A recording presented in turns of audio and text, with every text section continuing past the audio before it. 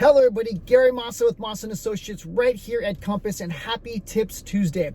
So I'm sure that you're aware that as of Saturday, residential and commercial real estate brokerages have been deemed an essential part of the core businesses to keep operating through the stay-at-home orders.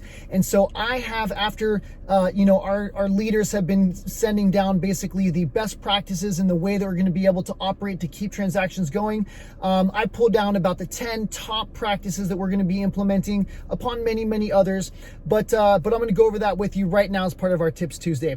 Now, first of all, there are two pieces of literature out from the CDC that I would recommend that you use if you're considering buying or selling real estate or in the middle of it, which is how to protect yourself, as well as the cleaning and disinfecting your home tips from the CDC. If you don't have that, I can email that to you. Just let me know. Now, we are moving forward with transactions. Like I said, we have offers coming in. We've put a few deals into escrow. We've listed some other properties. So we are going to be following these strict guidelines as well as expanding on them as well. And if you want a full list of what we're doing as a team, let me know. I can send that to you.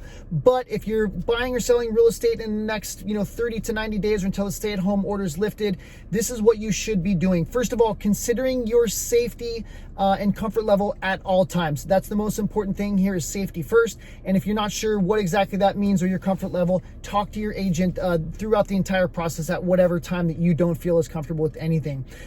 Number two, all activity should be done virtually from now until then, right? And that means like virtual walkthroughs, interactive virtual walkthroughs, virtual staging even. All meetings should be done via Zoom or some sort of video conferencing.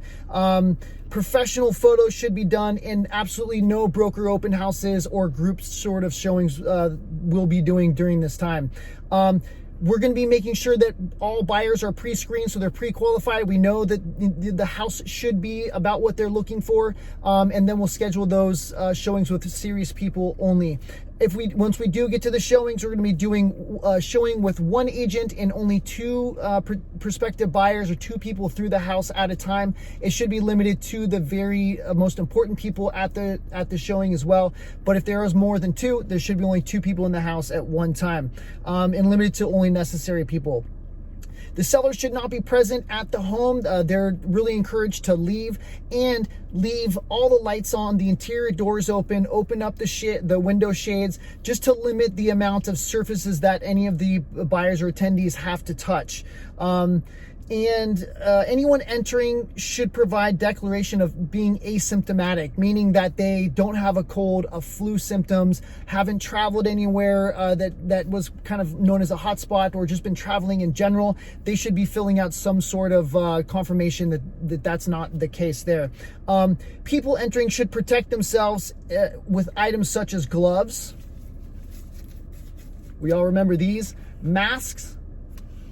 Bring their own hand sanitizer, and booties as well when necessary. So again, there's probably other protective items that you can be using when you're at showings, but everything that you do bring or protective items should be put on outside of the house and removed after you leave, okay? And everyone should be bringing their own, although if you do leave some out for people just to make sure that they have them, but everybody should be encouraged to bring them on their own. Number 8, home inspectors and appraisers and all the same sort of protocols or people throughout the transaction will still need to access the property. We're going to be encouraging them to do that by themselves, or if it's an inspector, one buyer with them, just to limit the amount of people in there. But again, all those sort of contractors, the termite, those sort of services should still need to access the property throughout the process. And then afterwards, sellers, after anybody comes in the house, sellers should really be able to disinfect their home based on the CDC guidelines of how to clean and sanitize your home after a showing every single time. Now, also for closings, the county recorder's office is still doing closings. They're doing that virtually or through online services.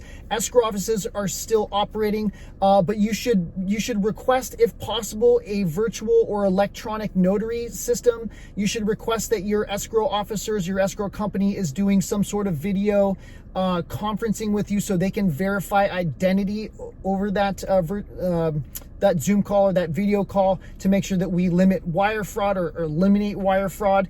So just basically trying to use video and electronic processing at all time. So those are the top 10 things that I believe are going to be really important to keep the transaction going. Like I said, we're going to be expanding on that as a team and as a group as well. And if you have any questions on how the real estate market is going to be adjusting and amending our practices to make sure to keep people safe and real estate transactions moving, please let me know. I'm here to help and happy to discuss and walk through all those things with you, as well as share some of those other pieces of literature that I mentioned earlier on, and or our own extended practices that we're going to be implementing here immediately.